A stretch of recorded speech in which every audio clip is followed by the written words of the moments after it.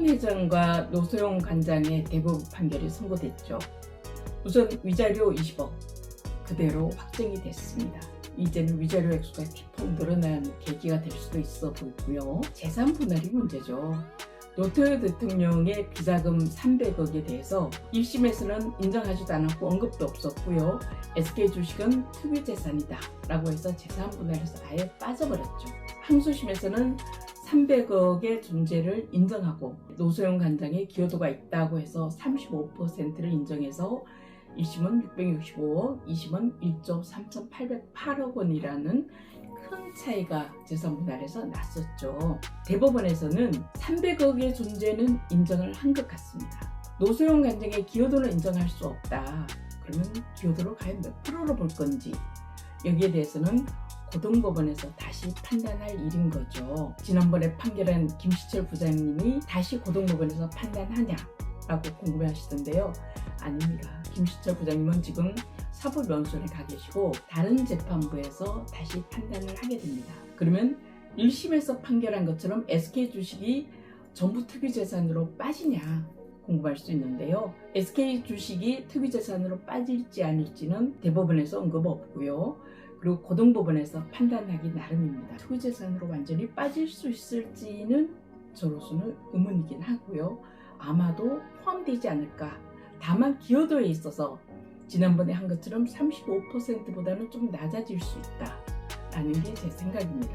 그렇다면 기여도가 35%보다 적어진다고 해서 노소영 관장이 665억 원 정도로 아주 낮아질까? 지난번에 고등법원에서 판단할 때 SK 주식은 한 주당 16만 원이었습니다. 지금은 SK 주식이 23만 원으로 굉장히 많이 올랐죠. 근데 이게 고등법원으로 내려가서 다시 또 재판하다 보면 23만 원보다 훨씬 더 높아질 수도 있습니다. 예를 들어서 뭐 32만 원 정도가 된다 그러면 항소심 때보다가 2배가 되는 거거든요. 그러면 기여도가 낮아지더라도 어쩌면 노소영 관장은 상당한 액수의 재산 분할을 받을 수도 있기 때문에 300억이 포함되지 않는다고 하더라도 SK 주식이 특유재산에서 빠지느냐 아니냐에 따라서 노소영 관장의 재산 분할 액수는 상당한 액수, 뭐 1조 3천억까지는 아니겠지만 그에 준해서 상당한 액수가 될 수도 있다는 게 제 생각입니다. 그 불법 자금인데 그걸 딸이 그 기여도로 나눠 갖는 게 정의로운가? 라는 것에 대해서는 의문이긴 합니다. 그러면 노소영 관장은 기여도로 인정받지 못하는데 그 불법 자금을 받은 최태원 회장은 자기가 혼자 다 하는 게 정의로운가? 저는 그 또한 아니라고 생각합니다. 물론 법원에서 재산 분할로 판단할 일은 아니지만 SK 차원에서 아니면 최태원 회장이 그에 상응하는 금액에 대해서 사회에 환원하거나 뭔가 조치를 취해야 되지 않을까.